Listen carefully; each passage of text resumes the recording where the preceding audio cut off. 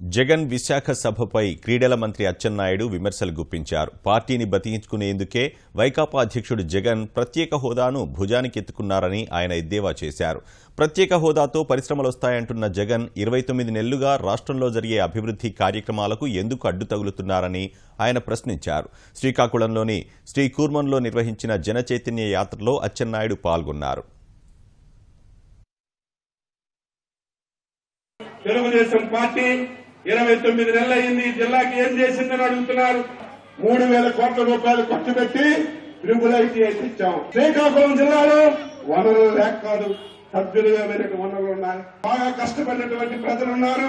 శ్రీకాకుళం జిల్లా మళ్లీ పూర్వవైపుకి రావాలంటే 4 కార్యక్రమాల మీద దృష్టి పెట్టారు.